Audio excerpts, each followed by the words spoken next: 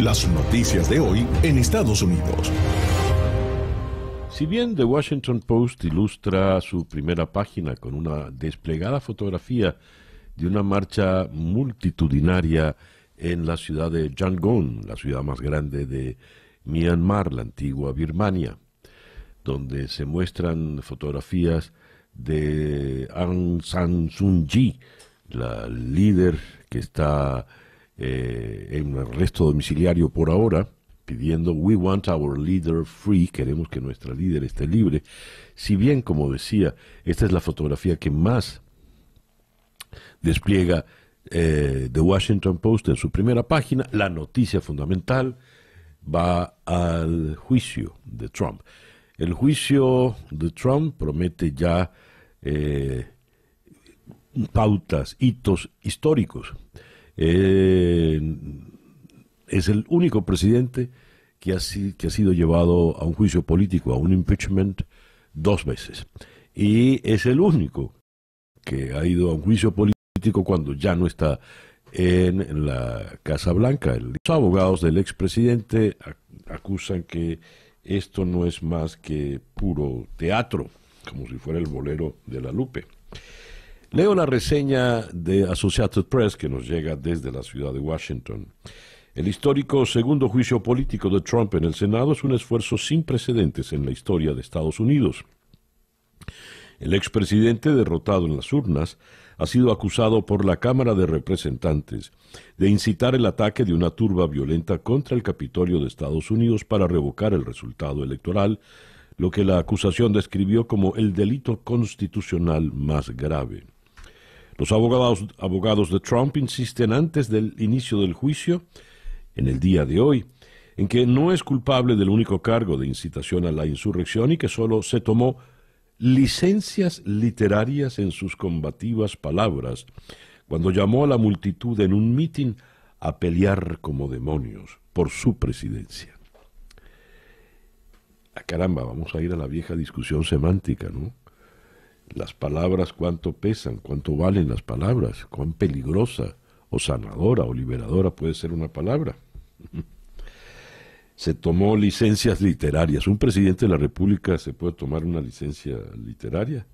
Cuando Franklin Delano Roosevelt condenó el día de la infamia, el ataque a Pearl Harbor y llama a la guerra, ¿era una licencia literaria?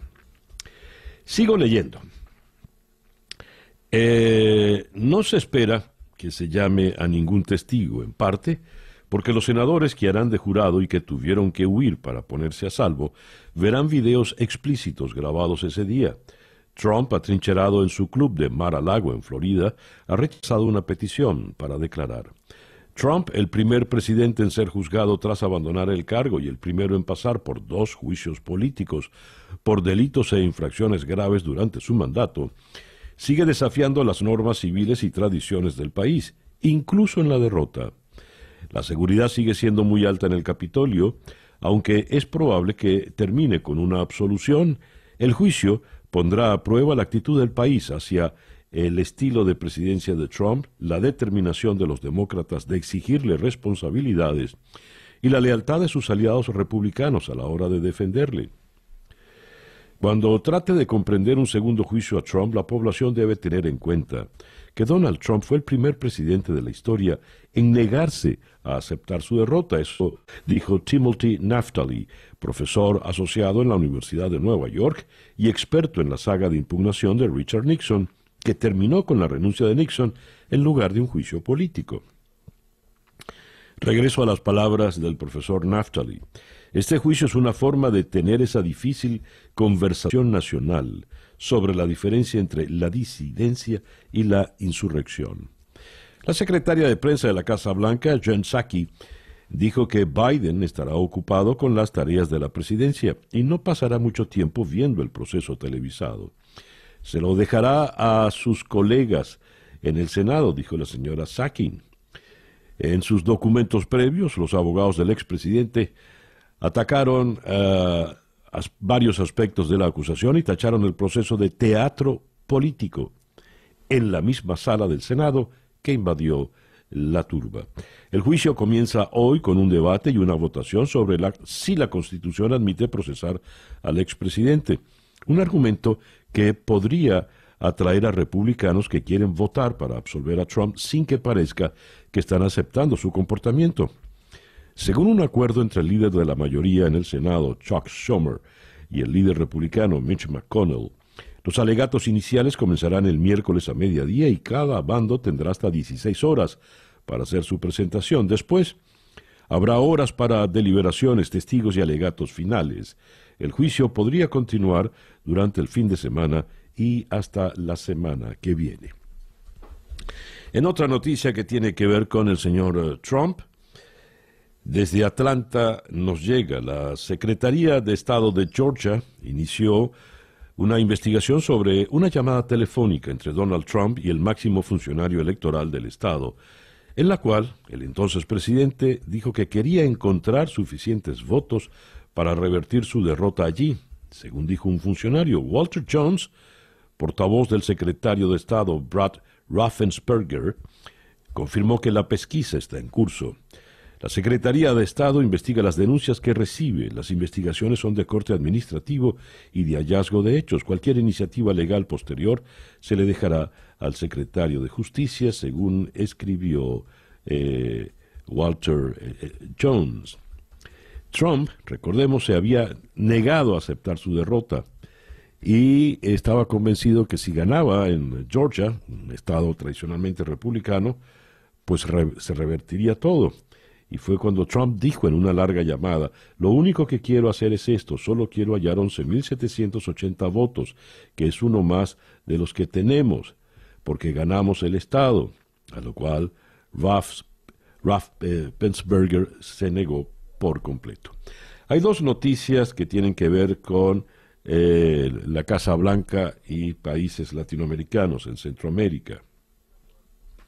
Estados Unidos se declaró profundamente preocupado por la creciente represión en Nicaragua y advirtió al gobierno sandinista que está llevando al país a una dictadura e instó al presidente Daniel Ortega a cambiar de rumbo ahora.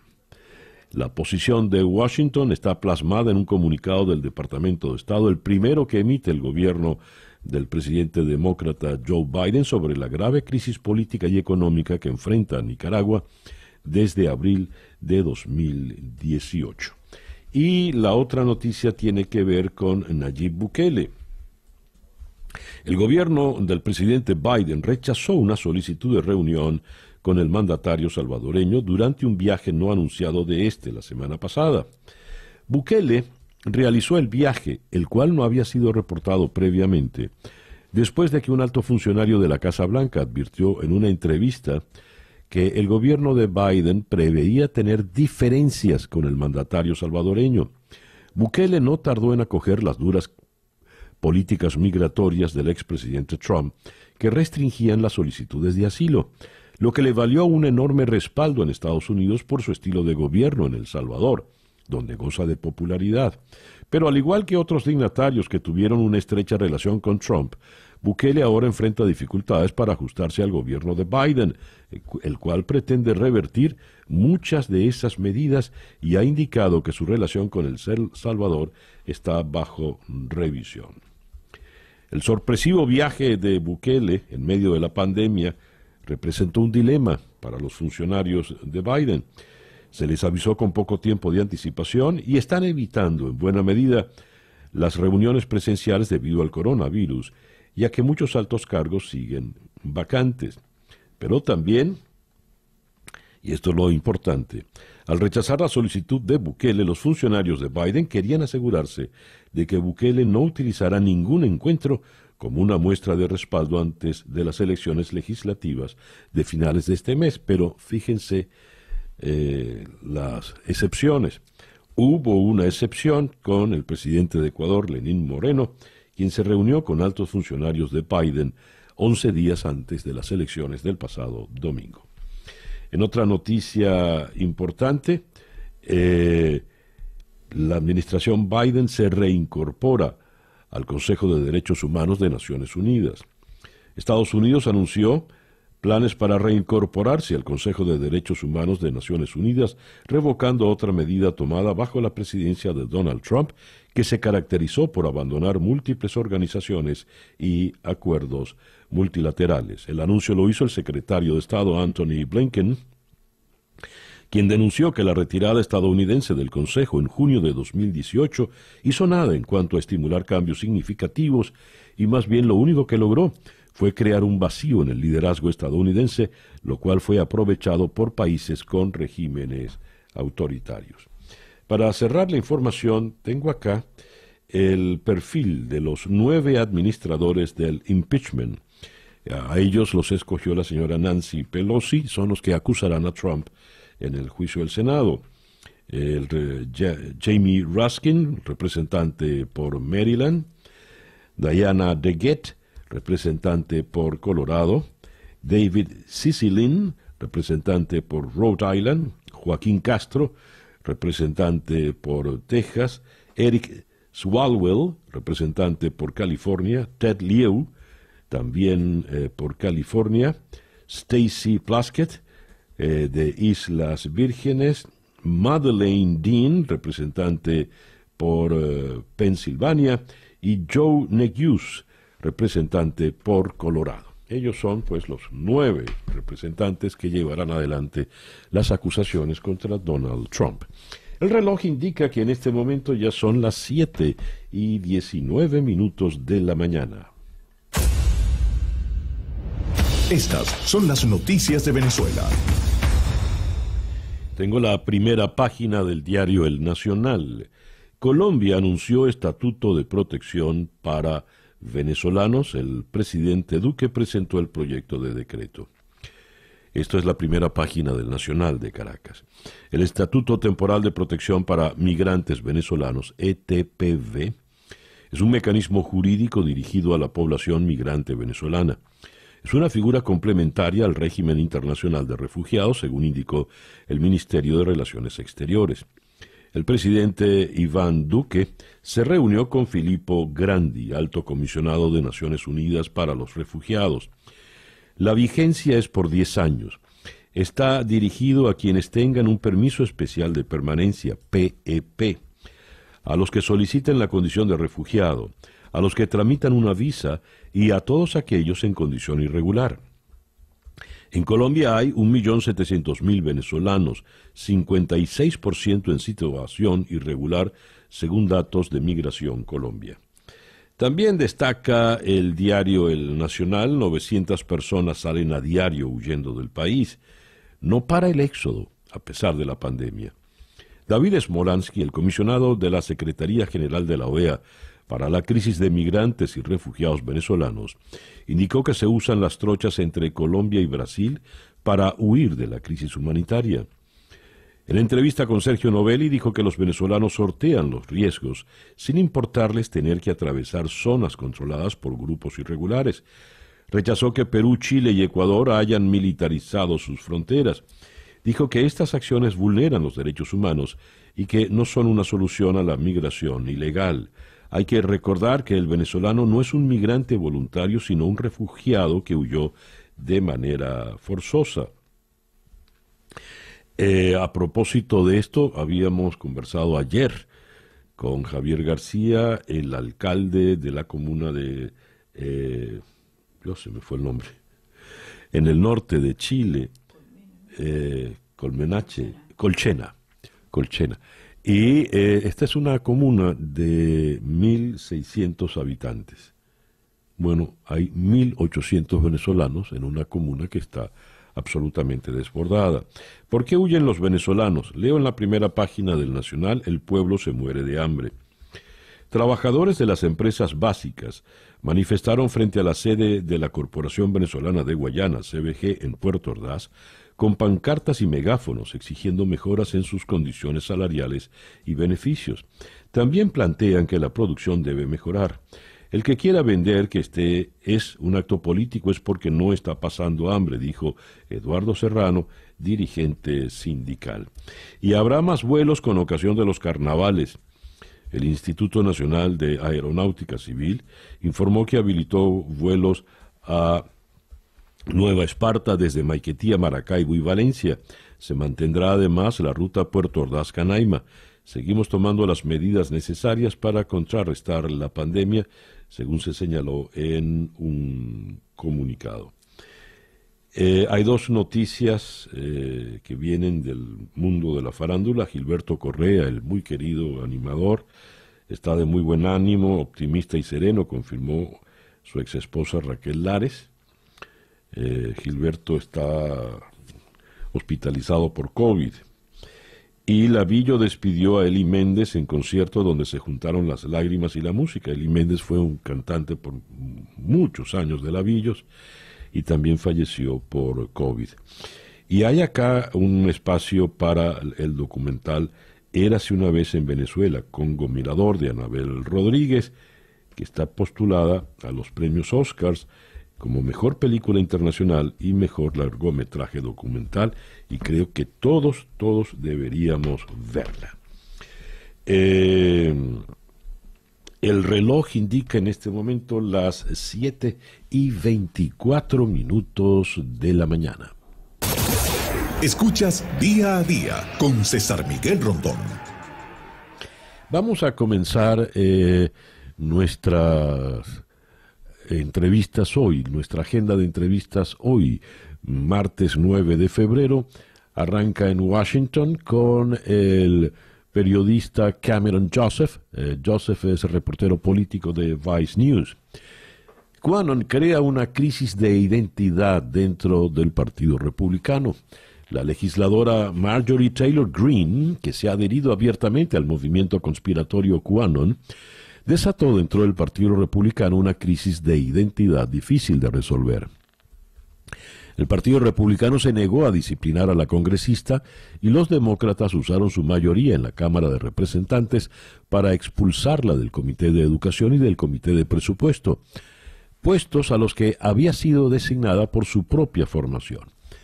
Nos ocuparemos pues entonces de la crisis dentro del Partido Republicano. Después vamos a ir a Washington, vamos a seguir en Washington para conversar ahora con David Smolansky, el comisionado de la Secretaría General de la OEA para la crisis de migrantes y refugiados venezolanos.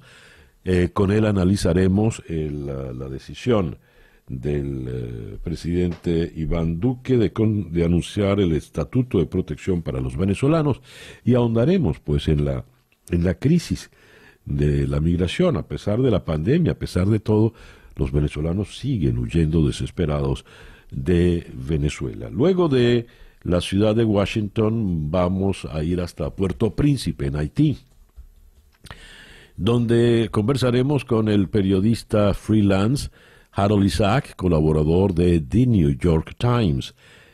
A propósito de la crisis política en Haití, varios partidos y organizaciones de la oposición haitiana nombraron al juez Joseph Messen Jean-Louis presidente de la transición, al considerar que el domingo 7 de febrero finalizó el mandato de Jovenel Moïse. De Puerto Príncipe iremos a la ciudad de Houston, donde está la periodista Patricia Clarenbosch. Hay un reportaje, Dejar Venezuela sin los hijos, el trauma familiar de una migración forzada por la crisis. Cómo desde el 2015 hay padres que han decidido salir de Venezuela sin sus niños. Para el 2020 eran más de 800.000 los menores que se quedaron con sus madres o sus abuelos. Ahondaremos en este reportaje de Patricia Clarenbosch, con la propia Patricia, allá en la ciudad de Houston. De Houston regresaremos a Washington para conversar con Kimberly Well, profesora de leyes en la Universidad de Baltimore, colaboradora de Político, The Atlantic y The Hill. Y con ella abordaremos todo lo relacionado al segundo juicio político, el impeachment contra Donald Trump. Y vamos a cerrar nuestra agenda de hoy en la ciudad de Barcelona, allá en España, con Miquel Jiménez, periodista y analista político.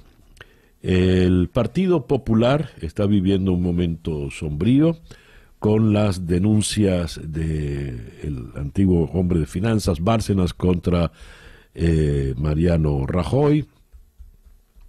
Por otra parte, tenemos la crisis en Cataluña, las nuevas declaraciones torpes de Pablo Iglesias, en fin.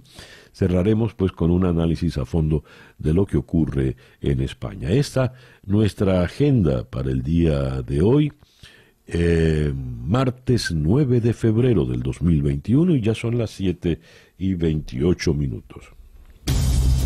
El editorial con César Miguel Rondón. Comentaba que en la primera página del Nacional de hoy, con el título "Con la mirada en los Óscar", se lee este breve texto. El documental Érase una vez en Venezuela, Congo Mirador, de Anabel Rodríguez, se perfila para dar la sorpresa. Está postulado en las categorías Mejor Película Internacional y Mejor Largometraje Documental. La película pone el dedo en la llaga en un momento necesario, dice la cineasta Rodríguez. Ayer Floralicia y yo pudimos ver Érase una vez en Venezuela, y creo que es una película obligatoria para todos los venezolanos y para todos aquellos que quieran entender qué ha sido de este país, de la tragedia de este país en estos tiempos de revolución bolivariana. No es un documental con cifras, con reflexiones de académicos, no es un documental que desde arriba da una visión genérica de la tragedia. No, el documental hace exactamente lo contrario. Se va a lo más bajo, se va a un pueblo perdido al sur del lago de Maracaibo, un pueblo de agua, un pueblo de palafitos como los que vio Alonso Ojeda y decidió llamar a nuestro país la pequeña Venecia. Pues a través de dos personajes reales, una dirigente